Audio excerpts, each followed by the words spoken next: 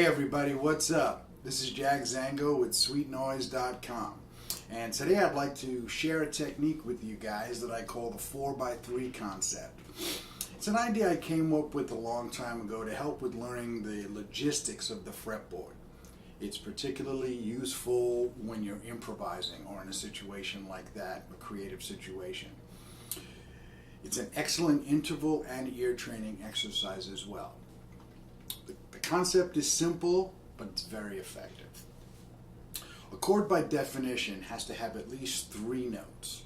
Less than 3 notes is considered harmony, but not quite a chord. The entire musical alphabet consists of 12 notes in total. So that got me thinking, how many times does 3 go into 12? 3 goes into 12 4 times. And so with that simple equation, I started doing some playing investigation, and I discovered that against any chord in any key, all you have to do is play any 4 chromatic notes anywhere on the neck, and at least one of those notes, and up to as many as 3, will work against the chord. Let's take a look at how it works. First, place your fingers on any 4 chromatic notes anywhere on the neck.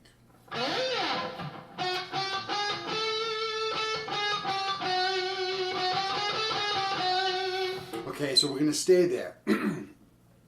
Now have someone play or record any chord in any key.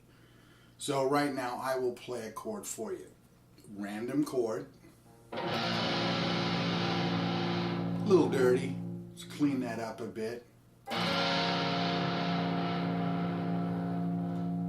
Now if you tinker with those 4 chromatic notes, the ones that you yourself chose, you'll come to find that 1 or up to as many as 3 of those notes will actually work.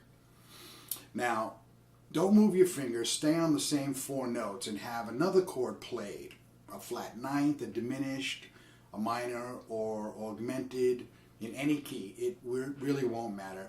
1 or more of those 4 chromatic notes will work every single time. It's very cool.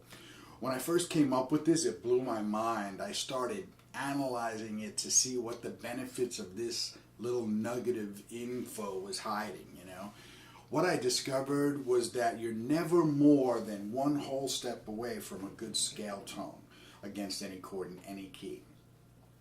You might also be a half a step away from it, but never more than a whole step. It just depends on where you are on the neck. This simple idea taught me more about navigating the fretboard and ear training than anything I've ever come across. If it works on any random 4 chromatic notes on the neck, then what if I apply it to a scale in context? Let's say a B flat Dorian over a B flat minor 7th.